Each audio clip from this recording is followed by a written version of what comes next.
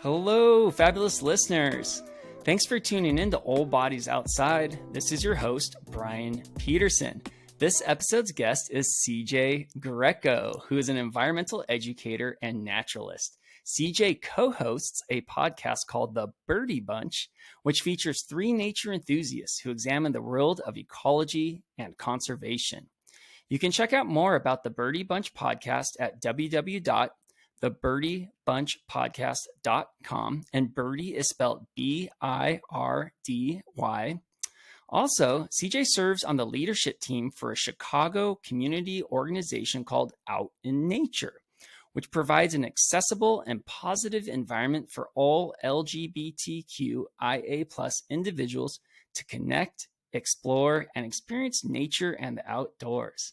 In early May, they'll be releasing a podcast hosted by CJ. You can check out more about Out in Nature at www.outinnaturechI.wordpress.com. And if you're wondering what that CHI stands for, it stands for Chicago. Furthermore, CJ is a certified interpretive guide and a full-time educator at Lincoln Park Zoo in Chicago, is currently in graduate school at Miami, Ohio, studying biology, and enjoys doing stand-up comedy. CJ, it's a pleasure to have you on Old Bodies Outside. I'm absolutely honored to be here. Thank you so much for having me. Yeah, well, I think you are more experienced at podcasts than I am, so I'm always happy to have a guest that knows what they're doing more so than me. We try. Well, and I'm also further enthused, incredibly excited, honestly. Like, we have a lot in common. And, I think we both got a big love for nature and just really learning a lot about it. And you're just such a charismatic person, and you're referenced to be on the podcast. So I'm excited for today. I'm really looking forward to it. It's going to be a great time. Yeah, well, why don't we get started? I just want to kind of hear your background being an environmental educator and a naturalist. When did that all start for you? Yeah. And how has that just kind of evolved through your life? Yeah, it's a great question. So I have been kind of like in the field of informal education and conservation education for a pretty long time. I have been volunteering in zoos since I was 11 years old when I started. So I started volunteering in the Junior Zookeeper program at Cosley Zoo out in Wheaton, Illinois. And from there, I went to the Youth Volunteer Corps program at Brookfield Zoo, which has now changed into a whole different program. But the Youth Volunteer Corps program, I was doing interpretation out in the park at Brookfield Zoo, the Chicago Zoological Society. And then I was also doing behavioral research with primates behind the scenes. So I was doing some really great stuff. In high school, I was getting a chance to do some of this really great stuff. In my undergrad, I went to Illinois Institute of Technology on the south side of Chicago to study architecture initially. I wanted to design exhibits. That was my big dream. But I realized I'd be a much better client for an architect than an actual architect because I have these big ideas, but I don't really want to design ventilation.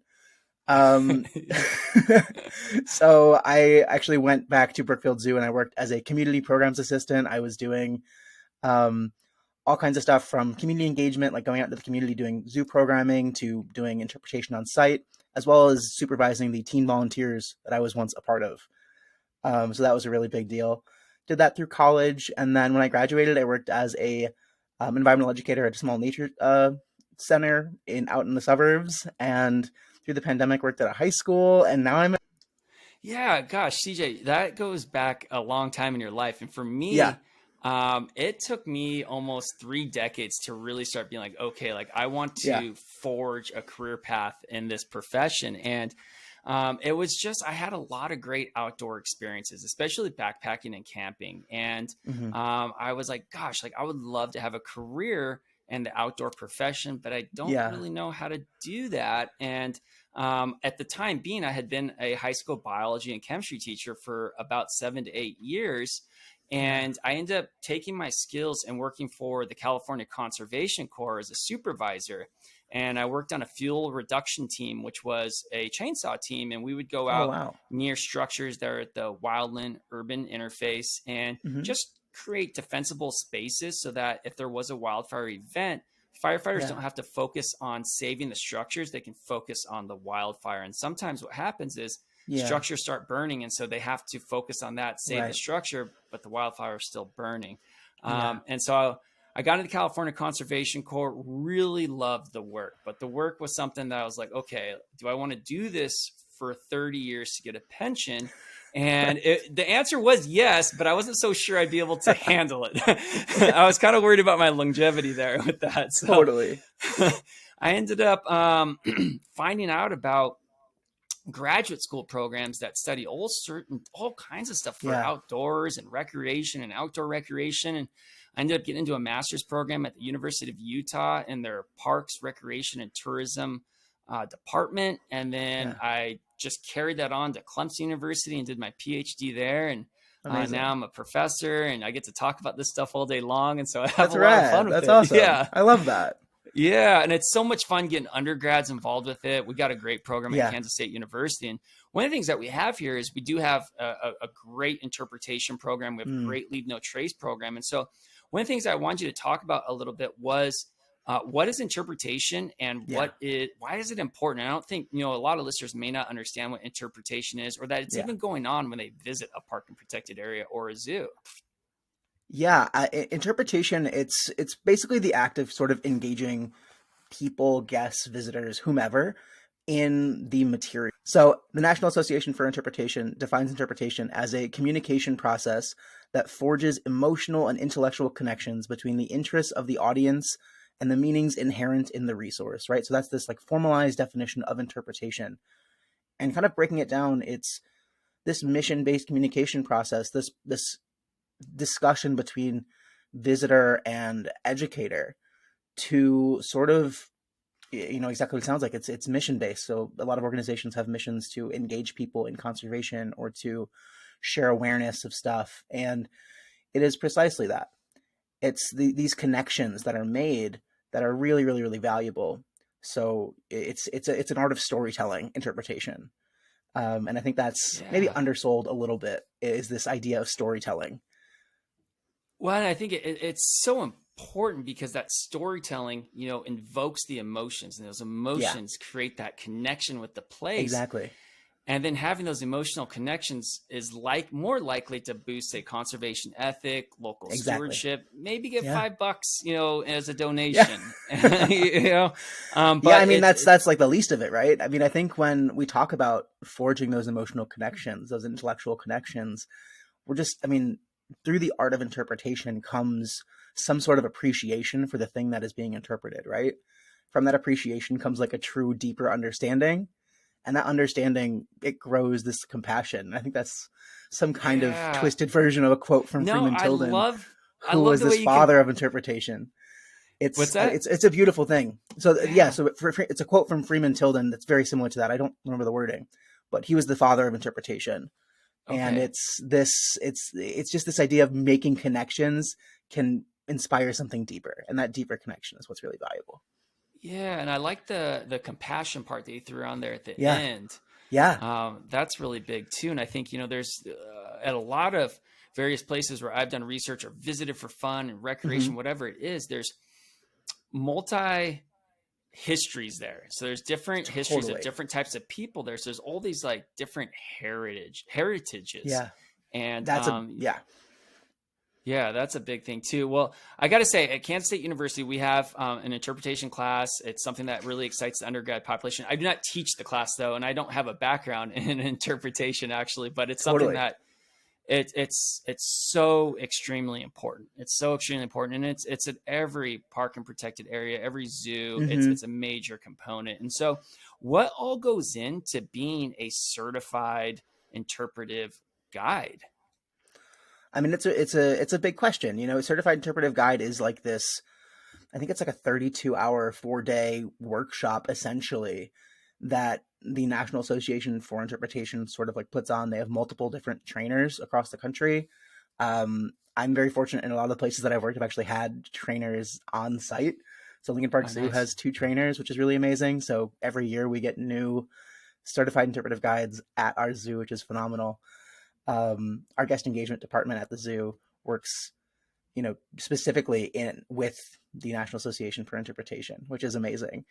It's the Certified Interpretive Guide program. It's basically this like training essentially, and it sort of works to kind of like help you build a more professional image of yourself while you're presenting, right? It sort of takes you from just like this almost like basic conversation to this elevated version of a storyteller, right? Because you're Mm. trying to forge those connections, right?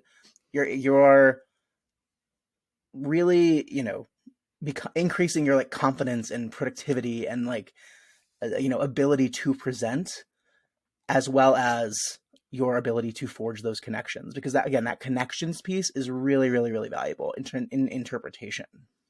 Yeah, and that approach, you've referenced it as an art, and I see that It now is, going yeah. from, you know, an approach, introducing yourself, and then Yeah. heightening it and bringing it to an elevated level. I think that's Hmm. definitely an art.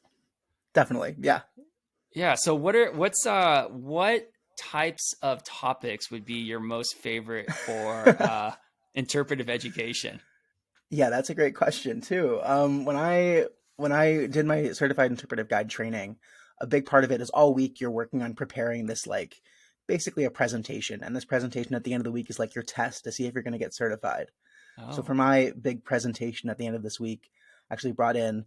I used to have some pet snakes, so I brought in a pet snake that I had, and I talked about how snakes are really valuable in ecosystems, and I got to like have people in the class like touch the snake, and it was a really, really beautiful system of connecting people to nature, but like literally. I'm a big birder as well, so I love talking about birds and making people think about birds in a new way. And I think those different types of things about animals that people just like walk by and don't really think about, or animals that people think about too much and don't like them. Those are the animals that speak to me the most. Nice, nice. Well, I've heard that you like birding. I was gonna guess I that do. from the podcast that you host called the Birdie Bunch. And before Yeah. we get into that podcast, whose idea was the title of that podcast? Because I absolutely love it. Thanks. Yeah, so the Birdie Bunch was actually started by myself and then another one of my co-hosts, and his name is Matt Valaga. And it was Matt Valaga's idea to name it the Birdie Bunch. I don't even remember how it came about. We had a couple like alternate names in there, but that was the one that really stuck. And then once we had our logo designed, it really was fabulous. You can see like little like 9 blue Brady Bunch squares, and Yeah, it really stuck. It really stuck.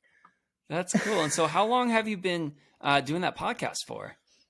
Yeah, so we started the Birdie Bunch in June of 2020, and we started it in June 2020 because we had all been working at zoos or informal conservation education centers, and we were all missing our jobs. We couldn't do that work anymore because there was not really money for conservation educators during the pandemic because people were worried about other things. Valid. But we wanted to keep doing our passion, and our passion was conservation education. So we found a way to do it with podcasting, and we've really had a great time. We're on currently on season 3 of the Birdie Bunch. So Wow. yeah, Congrats on that. Like that's thank you it's so much. I just started this podcast in about early December, and I Yeah, had no clue where it's gonna go. I had no clue what it's gonna be like. But I gotta say, one of the things that yeah, is so amazing that I love a lot about being a podcast host is just simply connecting with people and learning about what it's they the best. do. It really is. Like I didn't even Yeah, foresee that when I was putting the podcast together, creating it, writing a purpose statement, designing a logo. yeah, The individual connections that I have with each guest, it's yeah. remarkable. It's a phenomenon. Like it's so cool. I mean, I started the podcast with some of my best friends, and we host it, we chat like almost weekly. But like the Yeah. friends that I've made through just doing the podcast has been immaculate. I Yeah. mean, I've just talked to people from all over the country, all over the globe, because of this silly little podcast that we did 3 years ago. So Yeah. it's kind of Well, wild. and it blows my mind, like with podcasts being so virtually accessible now, Yeah, getting to, you could have guests from every state of the United States, but also from, pretty much any yeah, country across the world. And so I've yeah. had international guests, and that's been super fun. Yeah, it's really, really cool. I mean, I think a lot about my reach as an educator, right? So every single day I work with high school students for the most part at Lincoln Park Zoo. And so I go to work, I meet with these high school students, but pretty much at that, my reach ends. The students can go on and take what they've learned and, explore it in many other ways, but my reach ends there. I like that with doing a podcast, my reach is pretty much endless and timeless. You know what I mean? I can be Yeah. heard anywhere across the globe, and as long as it's still on Spotify or wherever you're listening, you can hear it pretty much indefinitely, which is really, really cool. Yeah, no, it is cool. And so I record my podcast using a software called Riverside.fm, and it is also a repository of all of my Mm-hmm. episodes. And I'm not, I don't look back and watch my episodes too much. Like I'm kind of bashful about that, but Yeah. I mean, I do need to edit and whatnot and go through that stuff. But I'm a Yeah. little bit bashful of looking at it. But I know at some point in my life, I mean, we're talking decades from now, but it's almost like a video journal. A video journal of some It's really exactly awesome that. connections. Yeah, and I Yeah. think like Yeah. I liked what you said too about being able to expand the environmental education beyond just your Yeah. location. Now it Exactly. goes out and it's timeless. It's spatially expansive. Yeah. It's cool, and so like I think that was something for me being a professor at Kansas State University. I'm always writing up publications that go to Yeah. journals, and I always joke like, okay, like maybe like 3 or 4 people are going to read my Yeah. publication plus like my parents. Right. And so and this is something that's common for a lot of scientists. Their publications aren't getting out to the greater population.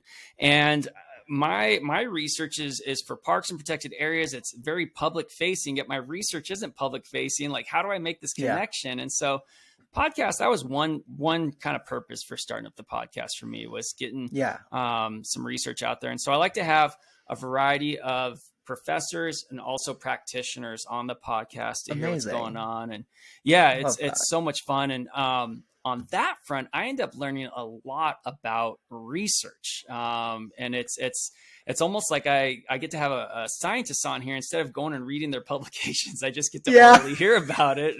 So I end up learning a lot. That's one thing that I've done research as like, different bits of my career, but it's never been like the cornerstone. The cornerstone has been education. But one thing I'm really, really excited about now is the program that I work with at Lincoln Park Zoo. It's called Partners in Fieldwork.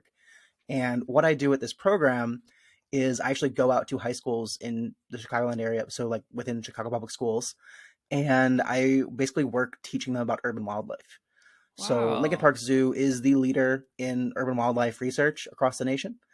And because of that, we do a lot of work with this program, Partners in Fieldwork, to educate about urban wildlife.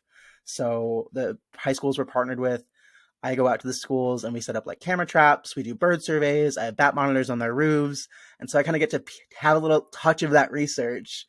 I kind of Yeah. educate about the research, have the students do their own research, and also be sort of this like educational opportunity for them, which is really, really amazing. I'm loving it. CJ, that is amazing. And so one of the things, and like you're probably like, okay, Brian, it's really not that amazing. But let me tell you No, a it's pretty story cool. here. Like I do love it. I do love it. Yeah, please. No, please. What's your story?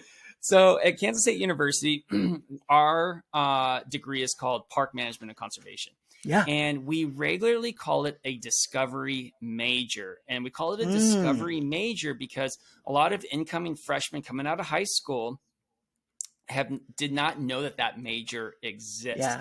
And so I'm happy what you're doing with Partners in Fieldwork. Did I get that right? Partners in Fieldwork? You did. Yeah, Partners in Fieldwork. You nailed it. What you're doing, Partners in Fieldwork, now, students around Chicago know that this major, you can study this, you can, advance yourself about it in undergrad programs. And there's a wonderful program out near you, University of Illinois, Urbana-Champaign. They got a great program too. And so, gosh, that makes me thrilled to hear that you're doing that type of work, CJ, working with high school students. Yeah. That's awesome. Yeah, thank you. It's legitimately one of my favorite things that I do. I do so much stuff, but like I'm so proud that the work that I get to do like at my job is so fulfilling, because that's not the case for everybody. Yeah. Oh gosh. Well, I could sense it. I mean, it's palpable through our video interaction here. Yeah. Okay. So talking about education and talking about, orally and people listening to education, let's hear about, a little bit more about the Birdie Bunch podcast, and kind of what types of episodes do you explore there on that? Yeah, we've had pretty much all kinds of episodes from all kinds of topics. So the Birdie Bunch podcast, like I said, we started June 2020, and it was mostly just like, what are we interested in? Let's talk about that. And so it started off, us talking about like John James Audubon, and started off talking about like the Endangered Species Act and invasive species. And, since we've really evolved it into something that is kind of like next level. We've interviewed, our most recent episode was from this past December, and we interviewed Bob Dolgan, who is a documentarian and filmmaker out here in Chicago. He produced a couple short documentaries about Monty and Rose, which are the two piping plovers that were on Chicago's beaches for a few summers. And he most recently produced a documentary called The Magic Stump about a prairie falcon in Illinois, which is like a super rare bird. So it was really, really exciting to sort of talk to him about those experiences. And it's one of the few things that I really love about being a podcaster, in air quotes, is that the amazing connections that you can make. And we sort of chatted about that a little bit. But I think those connections is really, really valuable. But more than anything, I think what I think is the most fun about the Birdie Bunch is our like special episodes and like our themed months. So for October, we'll do a whole month full of episodes just like the Spooky Bunch. We'll do like a bunch of spooky themed episodes. So we did some cryptid episodes. We did like some like de-extinction episodes, and we talked about like spooky creatures and scary sounds to hear in the dark and like all kinds of fun stuff like that. And then during June, we'll do like pride themed episodes. We'll talk about like gender and sexuality expression in nature, and we'll talk about queer ecology and a bunch of really cool things like that. Oh my gosh, CJ, you all are a lot more creative than me. I just I try to find, so this is something that I not struggle with, but it's a fun challenge is finding guests that are going to be engaging. They're going to deliver quality content that's accessible. So how do you go about, finding guests, like someone that does a documentaries and whatnot? How do you get these guests on your show? It's a great question. So, we've been doing this for a minute. It's not like, we when we started in June, we were basically just like interviewing our friends, essentially. Like we had new people in this field who we have known for many, many years. And we interviewed them for many months, pretty much throughout the entire first season of our podcast was that. The second season, we actually started off, we interviewed Tyke James and Jeffrey Train, who are the founders of Freedom Birders, which is a birding organization kind of dedicated to like BIPOC equity in birding, and they're gonna do this really cool like Freedom Birder train birding thing this fall, and we were looking forward to that. But look up Freedom Birders; they're great. And we interviewed them talking about like racial equity in birding and talking about like how a lot of these, bird like of nature isn't always the most equitable space, and that jumped right into like our Pride themed month. We talked about Pride for 5 episodes. Then we did an episode about wild Chicago, all about how Chicago is this wild place. And we've done a couple different like wild city episodes since. But it's just been a whirlwind. So like the more you do it with podcasts, I feel like the bigger the audience, the bigger my podcast has 10,000 downloads. Will you come join our podcast for an episode? And people are like, oh yeah, for sure, I'll be there. So I feel like it's just quite have that number. you gotta sell it a little bit. You'll get there. It'll be quick. It's interesting how you actually became a guest on Old Bodies Outside, and it was a slew of chain reactions here. And so it started with an old friend of mine of 2 decades, Van Levy, and Van recommended Tama Watts. Love Tama. Yeah, so you know about Keep Looking Up. Tama recommended Freya. Freya recommended CJ. Oh, God. Freya McGregor, best human. Love Freya. Oh, she was so much fun. I think I will be releasing her episode maybe this Thursday. I'll have to look. That might be incorrect, but it's coming up soon. It's coming up soon. Great. Amazing. And she was a wonderful connection to have on here. And she's doing, really great stuff for birding. She's helping make birding accessible for people with disabilities and whatnot. And she just provides a wonderful service. So she was a wealth of knowledge on here. Yeah. She's like one of my very, very good friends, and we talk about this kind of stuff all the time. So I'm glad that she recommended me. I'm really happy to be here. Yeah, I'm gonna have to send her a thank you note and say thanks for recommended CJ to be on. Oh my God! Outside. Stop it! Oh my God! Too nice you've been to wonderful. So I got a total digression question for you. That's please. So last night, my wife and I were watching. Was it last night or Saturday night? I don't know. The documentary is called My Teacher the Octopus. Oh yeah, My Octopus Teacher. Yeah. There you go. Was.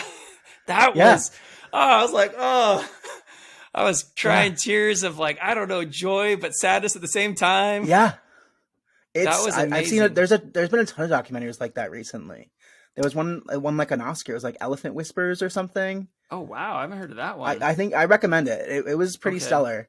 And again, it's like, am I crying of joy? Am I crying of sadness? How do I don't even know how I'm feeling. And there's tons of beautiful documentaries, and that Yeah. Octopus Teacher one, such a great one.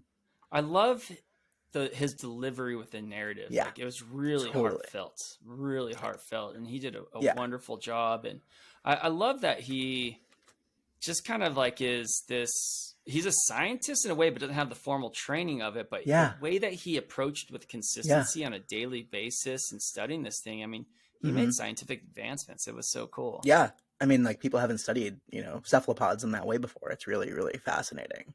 Yeah, it was really fascinating. I loved it a lot. Okay, so let's get us back into our Let's do conversation. it. Okay, so I want to hear about Out in Nature, the organization in Chicago that's going to be podcasting featuring yourself soon. So, Yeah. what is Out in Nature about? It's an amazing question. Out in Nature is something that means a lot to me personally. Out in Nature is a queer LGBTQIA affinity group that does meet up, nature events all over the city of Chicago. It's been around since 2020, 2019. It used to be kind of underneath, like, we used to run events through Chicago Audubon Society. It has since sort of become its own organization. And, Out in Nature was founded by Forrest King Cortez and Costin King Cortez. And they are just two people who are, so invested in making nature friendly for queer people. And since, I joined their leadership team, I feel like I've been doing a lot of work to help sort of promote events. And, I don't have a huge following, but I got a small one, and I can promote events. And I think that's one thing that I really love about Out in Nature, is that it's this space of beautiful, wonderful queer people who are all just kind of like-minded and want to just like be, without the pun, out in nature.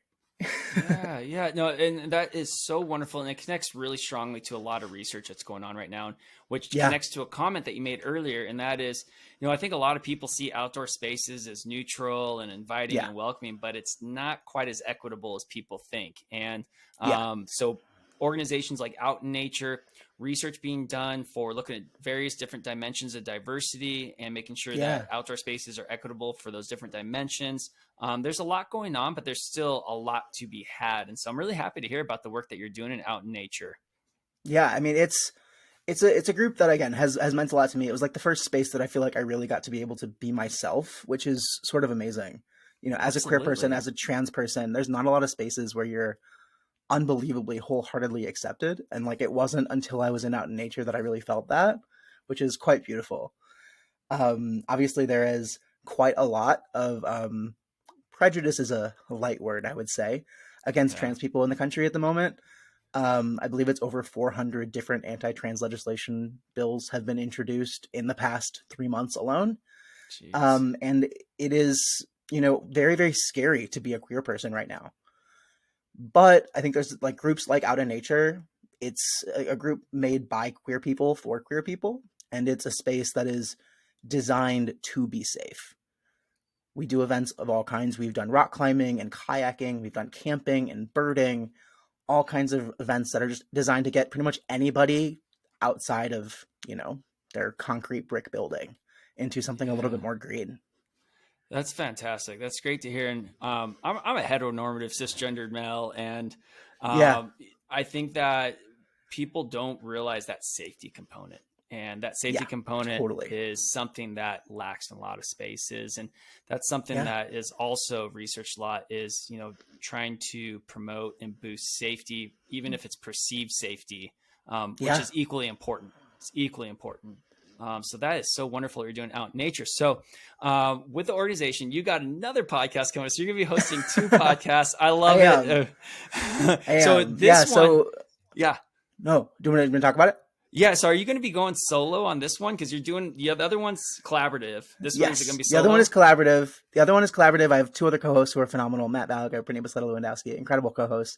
But with the Out in Nature podcast, it's mostly going to be CJ. It's the CJ show. And it's going to be with myself and then just like rotating guests. So we'll be interviewing both fellow members of my leadership team. So I think our first episode is going to be featuring Forrest and Costin, who again founded Out in Nature. And then we're going to be just interviewing other members of our leadership team, other maybe like queer individuals out here in Chicago who maybe attend our events, maybe experts on the topics that we're doing events focused around. So if we're doing a birding event, maybe like a queer birder, or maybe if we're doing a stewardship event, or, you know, like a removing an introduced species event, like a buckthorn or whatever, we can, you know, talk to a queer steward.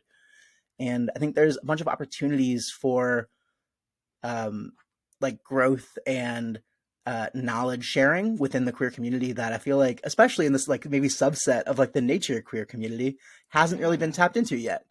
So it's both a way to sort of share knowledge and also promote our events.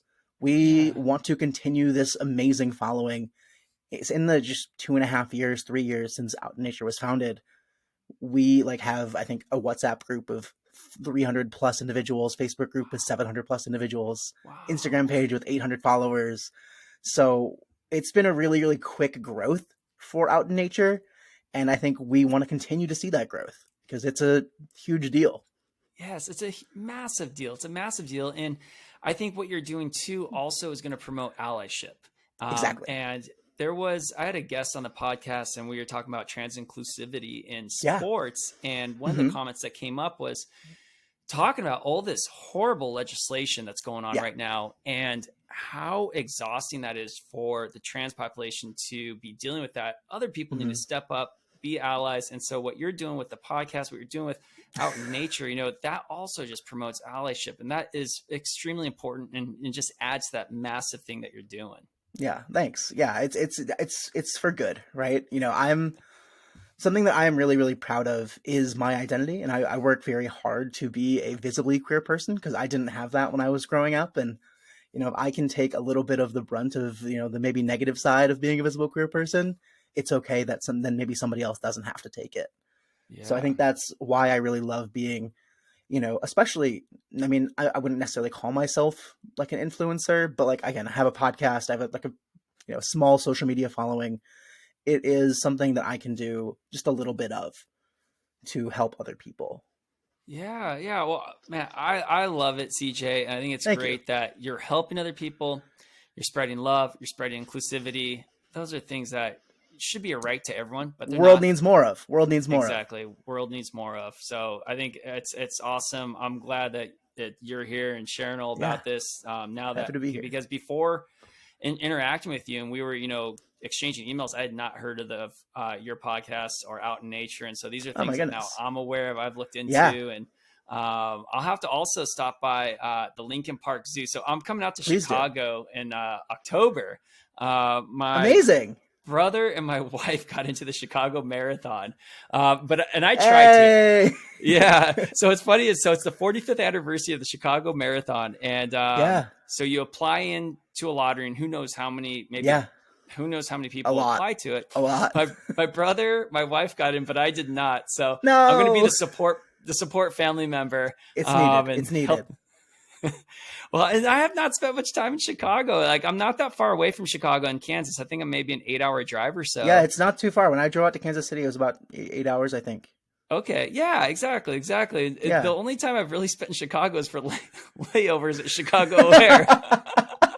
Well, when you're here, Brian, please let me know. I will gladly show you around. Yeah. You can show off some of your interpretive programming. I would love to.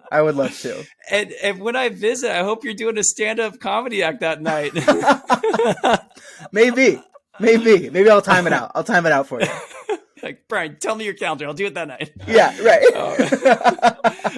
It's funny. All right, so CJ, now that I've brought up stand-up comedy, I know that you said, you know, it's you. Like, before I even get to stand-up comedy, first off, I got to ask, how do you balance all this in life? You're doing so much. You have so much going on. I do, and I think it's one thing that I really struggled with in the pandemic was doing stuff. Because you're stuck at home. Essentially, like my only 2 things I did was my job. And then eventually I did a podcast and that was it. Because you can't really do anything or go anywhere.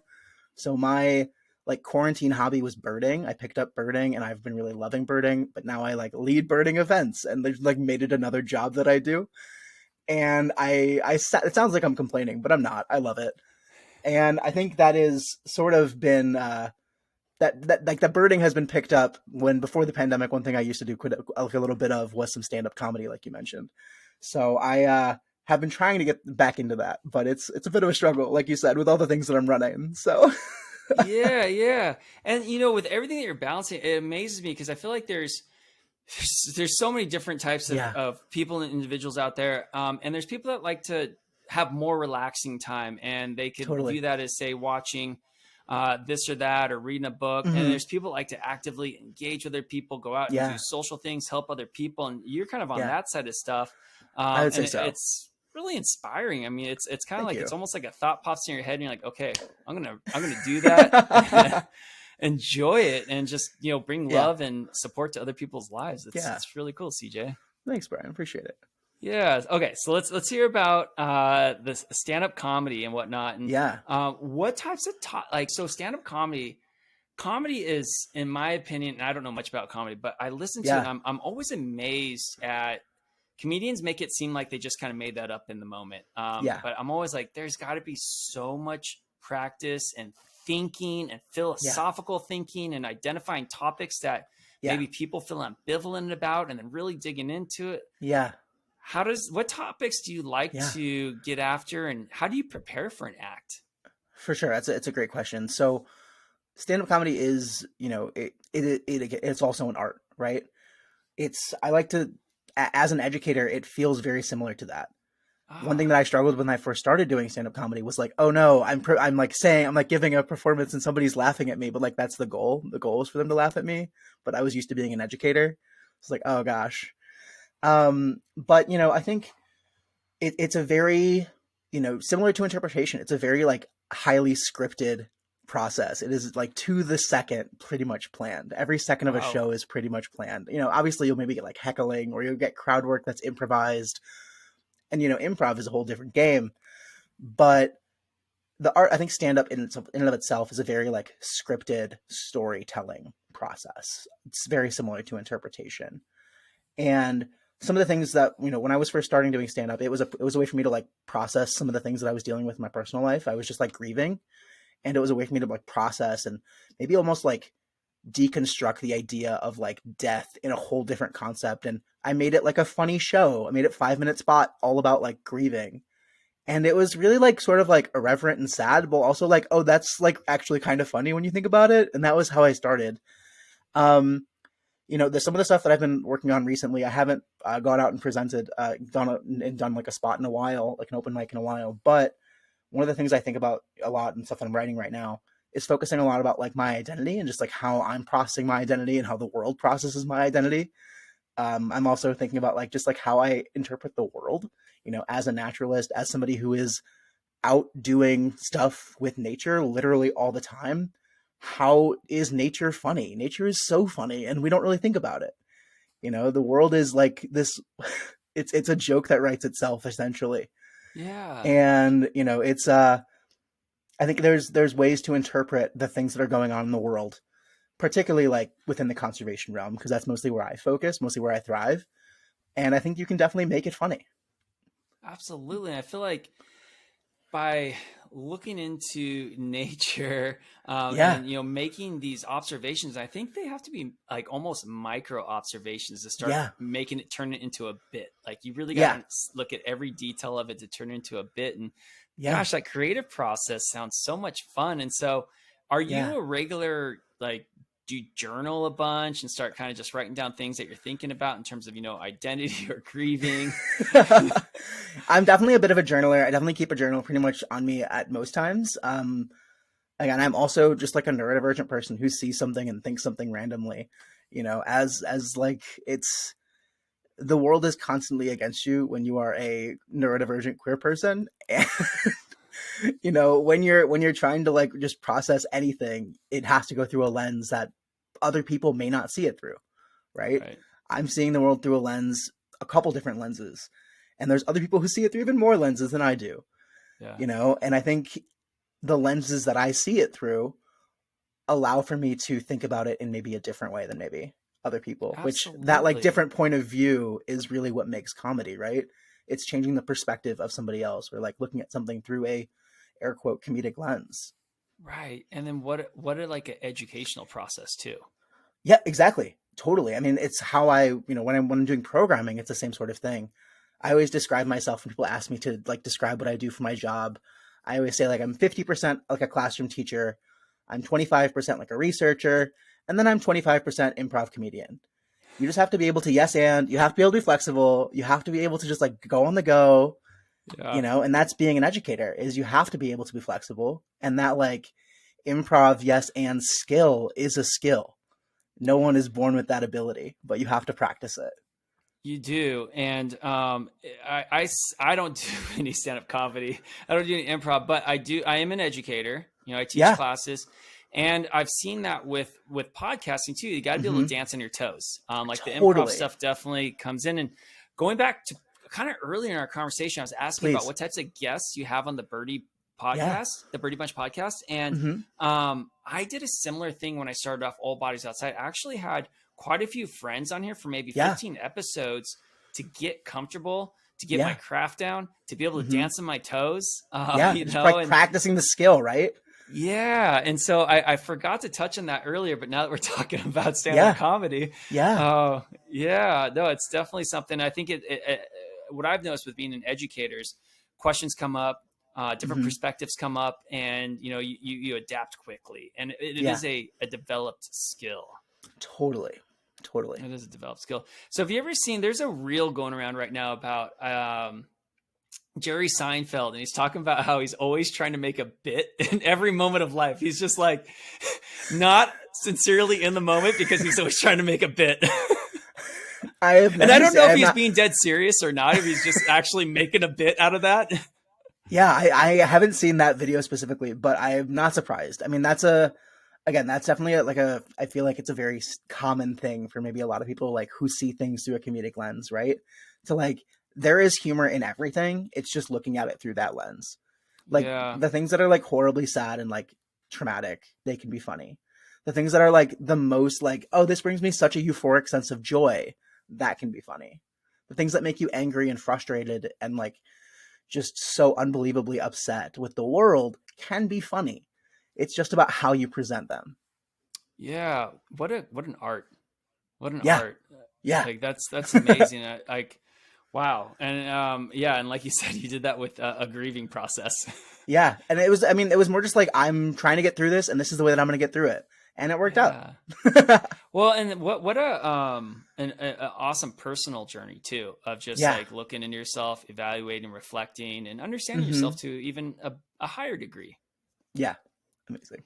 Yeah. Okay. So let's transfer over to you're doing you're in graduate school right now. You're in a I master's am. program at Miami, Ohio. You were talking Hmm. before we started recording that you're in an online program and you're studying biology. But what Hmm. within biology are you studying? Yeah. So my degree is through the Advanced Inquiry program with Miami University, and it's a program that's like I would say like 90% online, and the 10% in person is actually held at Brookfield Zoo. So there's a couple different like zoo sites throughout the country, and I'm in Chicago. Brookfield Zoo is the closest to me, so that is sort of like where my like in person classes are is at Brookfield Zoo. But for the most part, it's online. I've been taking some classes on like stewardship, and I'm taking some classes on like the sixth extinction. This summer, I'll be taking some courses on the Great Lakes ecology, so maybe doing some water quality or macroinvertebrate sampling. My specific thing that I'm interested in with my master's degree is accessibility. For my semester project last year, I worked on, doing a site review of a local birding sanctuary, which had recently put in paved paths. There was a big community uproar about it. People were not excited about these paved paths, even though they increased access to the sanctuary. But they were worried that birds were not going to be as visible or, excited to be around us when there's that paved path. And the research that I did last semester actually showed that there was no difference. There was birds both Wow. on the paved path and the, unpaved path. So it's something that I'm really interested in is accessibility. And, I work with the Chicago Audubon doing some volunteering and I lead accessible bird outings for them. So it's something I'm really interested in is sort of that pairing with the sciencey side of it. Yeah. Well, and accessibility is such an Yeah. important and big topic. It's something that comes up Yes. in my field of research. So my field of research is largely called visitor use management, which Totally. I don't necessarily like that name so much Yeah. because I prefer to view us as in a community with nature Yeah. versus a visitor. Yeah. But I'm in the field of Agreed. visitor use management, and we talk about accessibility all the time. And we look at accessibility from so many different angles. Accessibility actually started out earlier, it's just like geographic accessibility. And then it started getting a lot more deeper with accessibility with, do I feel safe in this area? Are there other people like me in this area? Is this park and protected area signaling that I'm accepted here? Yeah. Stuff like that. And it's such a big and very relevant research topic. Totally. I mean, accessibility is a huge thing. I mean, I think it goes beyond just like including people with disabilities. Accessibility also includes things just like general DEAI inclusion stuff, right? So queer access, BIPOC access in, spaces is really, really valuable. And that lens is usually not seen. Right. I totally agree. So when you graduate, what's your next steps? Are you going to continue on at Lincoln Park Zoo? Are you going to advance your education? Are you going to start a third podcast? You never know, Brian. You never know. Yeah. I'm going to be honest. I will follow it's possible I start a third podcast later this year. Who knows? I think for me, I really just wanted to learn something new. I've described myself as a lifelong learner, right? As an educator, I think you have to be a lifelong learner. And I sort of had gotten to a point where I was like, I feel like I know everything. And that's not a good place for me to be emotionally. So I wanted to go and challenge myself. So not only am I kind of doing all of these leadership opportunities in my community and, leading bird outings and, whatever, and also hosting podcasts galore, but also I feel like it's another and unique opportunity for me to challenge myself with grad school, and I'm loving it. Yeah. Well, that's refreshing here. It sounds like CJ, you don't have any issues with challenging yourself and getting yourself a little bit uncomfortable. Yeah. Which, a lot of people are like, hey, like, I don't want to feel uncomfortable, but I think I think it's healthy to be at least a little bit uncomfortable. You know what I mean? That's where I was going with it. I mean, and depending on the context of what we're talking about with uncomfortability and comfortability, consent. But I think consent. Yeah. And when we're learning something, getting uncomfortable with it, and I think that's something that is a bit of an art when I am advising graduate students. And there's a kind of a tightrope to walk between a little bit of uncomfortability, but keeping them motivated. You don't want to make it so uncomfortable that they're like, I want to ditch my degree. Like, that's not fair to them. Right. Yeah, exactly. I think like that's a bit of an aggressive approach, but there's a level of you gain so much in your knowledge and how to apply the knowledge and the skills if you kind of get a little bit uncomfortable with it. And applying yourself to that is very commendable, to step up and say, no, I'm going to make myself a little uncomfortable to learn this. Yeah. I think like this push to be uncomfortable, it was really a struggle for me, in my undergrad, really a struggle for me, like in high school, basically like the last year of my undergrad, right before I graduated.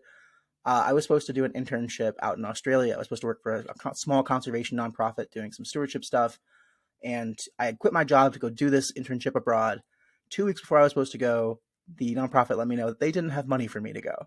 Oh, man. So I decided then that I was just going to spend the 2 months just backpacking. I didn't have a plan. I flew to Australia with no plan, and I backpacked for 2 months exploring nature.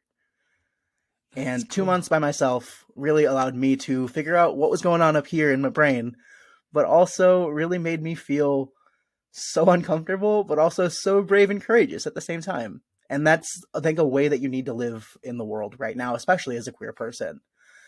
It's okay to be scared, and it's okay to feel like not everything's okay, because it's not. But you still got to do it every day. Being brave, being courageous, it's a part of existing right now. And I think that really sparked for me when I spent many months alone in a totally new country. Yeah, well, that is brave and courageous. And I guess, like, it was like, hey, like, I was ready to go. If they're not ready to go, then I'm going to go. Yeah, exactly. Yeah, but gosh, what I bet that got your mind into a whirlwind for a little bit, deciding whether or not to go. You know, we're reflecting Yeah. back, and it was probably a wonderful trip. You learned a lot about yourself. Probably had to Yeah. get into some challenging situations. You had to overcome some Totally. stuff, but overall, what a probably huge success. Yeah. I mean, it was, again, if you've never been to Australia, I cannot recommend it enough. It's the most beautiful place in the world. I would love to go back, Yeah. but Nice. it's breathtaking. It's breathtaking. So I heard this quote from Yvonne Chouinard in the Please. documentary 108 Degrees South, which you may or may not be familiar with. I recommend checking out if you have not seen. I think it came out around 2010. I'd have to look into that. I'll have Don't to look quote it up. me. I'll have to look it up. So in that, and do you know who Yvonne Chouinard is? He's the founder of I'm not. Patagonia, the clothing line. Oh, totally. Yeah. Yeah, so he's the founder of that, and he said that adventure begins when things go wrong. And so when you were backpacking down in Australia, did things go wrong to the point where you're like, okay, this is quite an adventure right now? Yeah. I mean, I don't know if I definitely have stories of like, oh, this has gone very wrong. But I think it was mostly just some of the accidental discovery, right? Like I just like it was going around in a circle of like a loop, and I just went off the loop, right, to go see something that I didn't expect, right?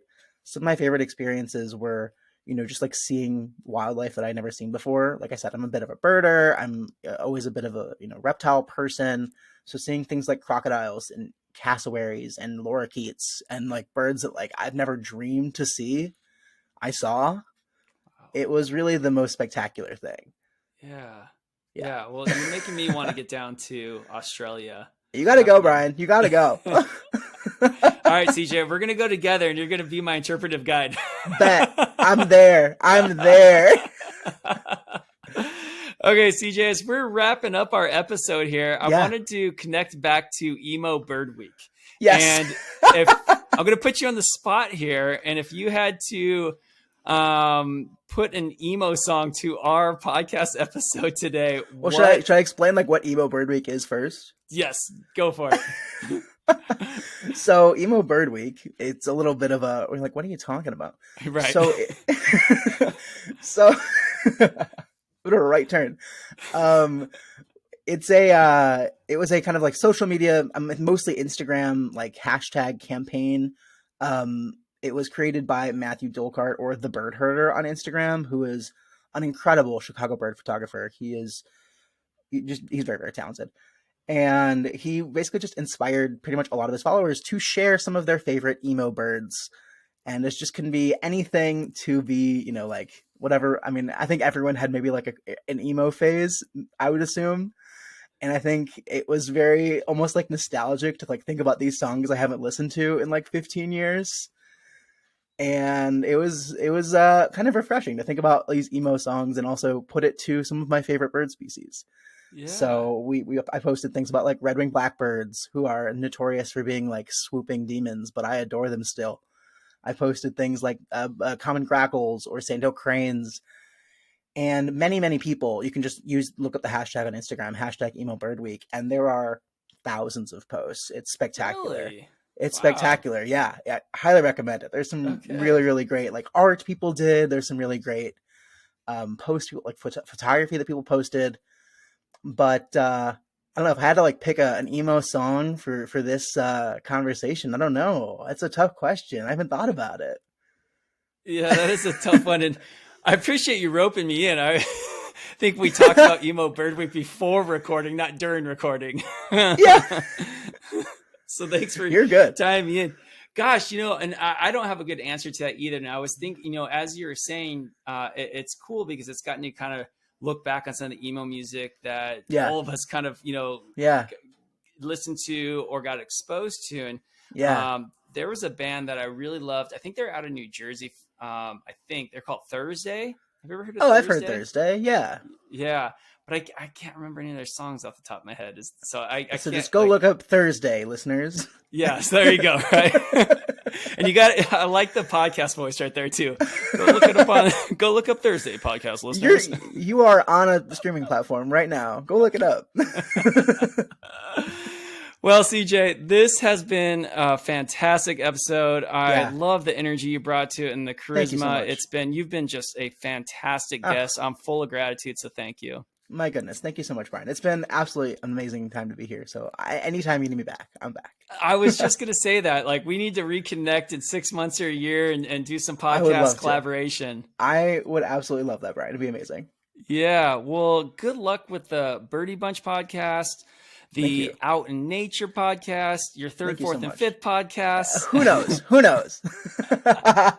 And when I'm in Chicago, I hope to see you doing some stand-up comedy. Please reach out. I will have to make it work. I'll have to make it work. Okay. All right, CJ, I'm going to throw on that outro music. We're going to call it an episode. Sounds amazing.